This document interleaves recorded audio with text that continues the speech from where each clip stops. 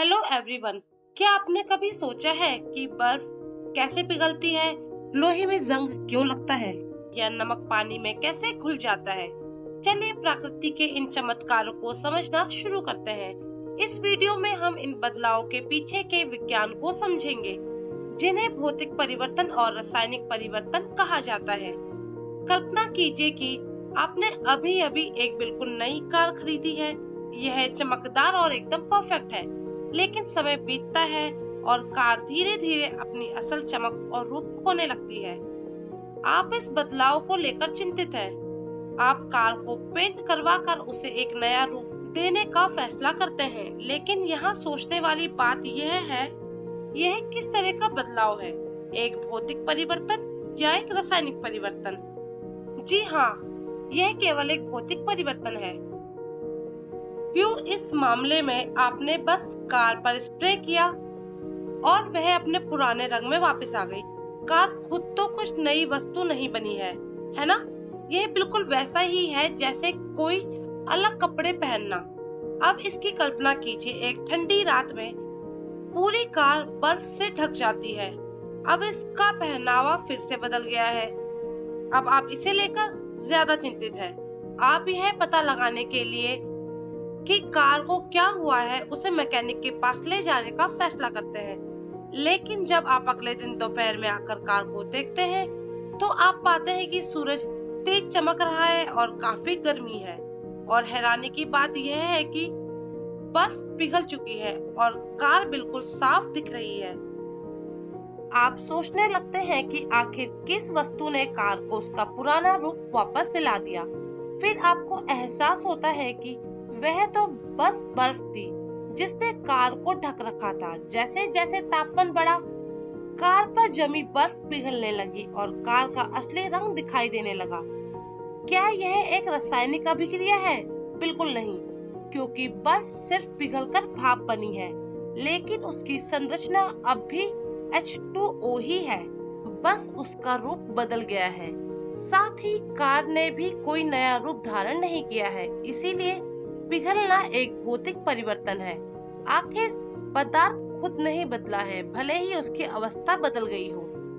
अब एक और दिन कार घर के सामने खड़ी है। एक तेज रफ्तार बाइक कार से टकरा जाती है। बाइक के टकराने से कार में एक डेंट पड़ जाता है। क्या कार अब कोई नया पदार्थ बन गई है? बिल्कुल नहीं, यह एक और भौतिक परिवर्तन है। यदि आप इसे ठीक करवा लें तो कार फिर से पहले जैसी दिखने लगेगी। दिन बीतते गए और कार पुरानी होती गई। कार को बारिश में बाहर ही छोड़ दिया गया। अब उस पर जंग लगने लगी है। यह एक रासायनिक परिवर्तन है। कार में मौजूद लोहा ऑक्सीजन के साथ प्रतिक्रिया करता है, जिससे आयरन ऑक्साइड बनता है, जो कि एक बिल्कुल नया पदार्थ है। आप जंग लगी कार को वापस पहले जैसा नहीं कर सकते। यह बदलाव स्थायी है। अब मान लीजिए किसी और दिन कोई दुर्घटना हो जाती है और कार में आग लग जाती है। कार की धातु ऑक्सीजन के साथ बहुत तेजी से प्रतिक्रिया करती है, जिससे राख और धुआं पैदा होता है। यह एक और रासायनिक परिवर्तन है, क्योंकि यह कार सिर्फ पिघल नहीं रही है, बल्कि यह पूरी तरह से एक नई सामग्री में बदल रही है। आखिर में उस जली हुई कार को कुचलकर एक छोटे क्यूब यानी घन का आकार दे दिया जाता है। पर क्या आप जानते हैं, क्या यह एक भौतिक परिवर्तन है?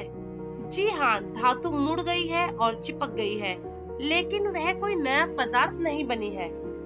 अगर आपके पास एक जादुई अनक्रश होता, तो आप इसे वापस इसके पुराने आकार में ला सकते थे। अब मैं आपको कुछ स्थितियां दिखाऊंगा। इन्हें ध्यान से देखें और अंदाजा लगाने की कोशिश करें कि ये भौतिक बदलाव है या रासायनिक बदलाव। कागज को मरोड़ना, मोमबत्ती का जलना, कांच का टूटना, फल का सड़ना, केक बनाना, आटा गूंथना, अंडा फोड़ना, अंडा उबालना।